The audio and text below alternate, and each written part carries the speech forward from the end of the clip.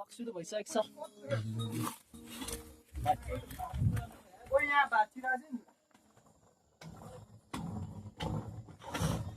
हामी अहिले सातले गुफातिर प्रस्थान गर्दैछौँ। सातले गुफा भनेको एउटा अननोन ठाउँ हो जुन धेरै मान्छेलाई थाहा छैन। हेर्दैछु अहिले हामी ओए सन्देश सन्देश ओए सिडी हेर सिडी भाँचिरहेछ। अहिले हामी गुफा हिँड्दैछौँ। एकछिन गुफातिर हेरेर त्यसपछि हामी सातले झरनातिर प्रस्थान गर्नेवाला छौँ। यो भनेको सातले गुफा हामी एन्ट्रीमा पुगिसक्यौँ। ओए शीतल रहेछ यार। सातले गुफा यही त हो, माथि जानुपर्छ। हिँड्दैछौँ एकछिन।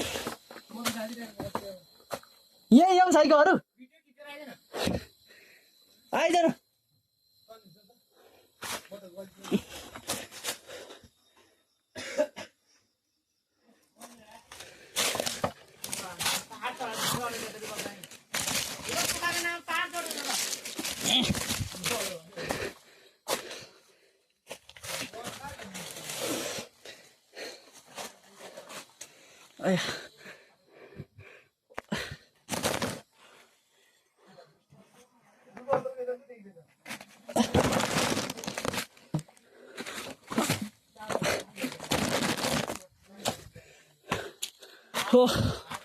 ओ माई गॉड, सातले गुफा नछिड्ने। म चाहिँ यात्रा यहीँसम्म थियो।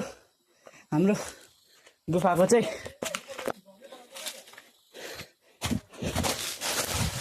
अन्धकार छ, त्यति खासै केही देखाएको छैन। तर हामी सातले गुफासम्म चाहिँ म आइपुगेँ। केटाहरू तलै छन्, सामान बोकेर नि माथि चढियो। तिनीहरू डरले कारण होइन। अब हामी ओ पर्खिन सन्देश हो, यो झोला पक्रिनौ न साथी। अब यत्रो भिड छ, कसरी हाम फाल्नु जस्तो भइरहेछ। यहाँदेखि हाम फाल्यो भने त फेरि म बाँच्दिनँ त नि। दाइको त्यहाँ रेकर्डिङ चल्दैछ सातले गुफाकोमा। अहिले हामी सातले झर्ना जाँदैछौँ, जुन चाहिँ सातले गुफाकै एउटा सानो भाग हो, जहाँ चाहिँ झर्ना झरिरहेछ।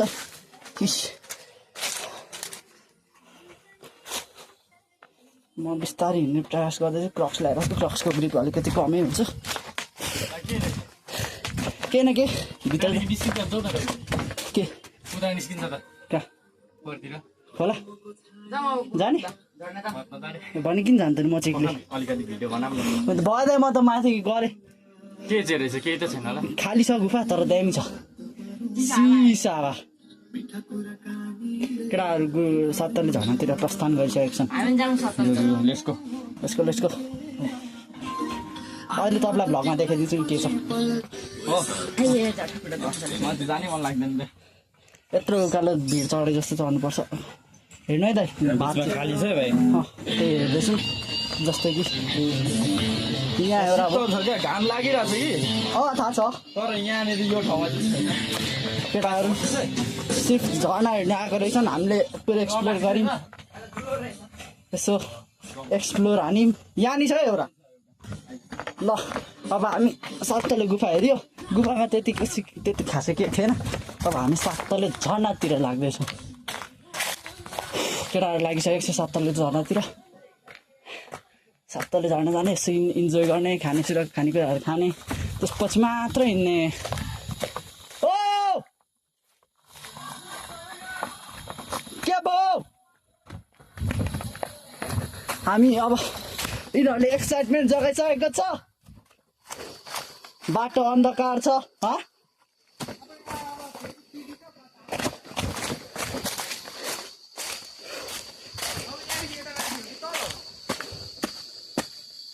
झर्नाको आवाज त तलबाट आउँदैछ। कहाँ छ दुईटा बाटो चाहिँ? यहाँ हो कि त्यहाँ हो कि तल हो कि कता तिनटा खाली मलाई यो गुफा जाऊ साइको यो गुफा हो अनि यता अनि रोडै छैन त नि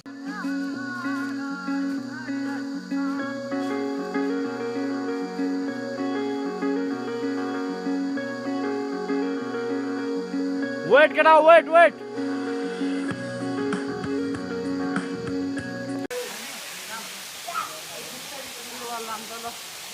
यहाँ भौदा आर्मी देखिन्छ क्या लो मैले त कति पनि दिएको छैन म त यतिकै घरमा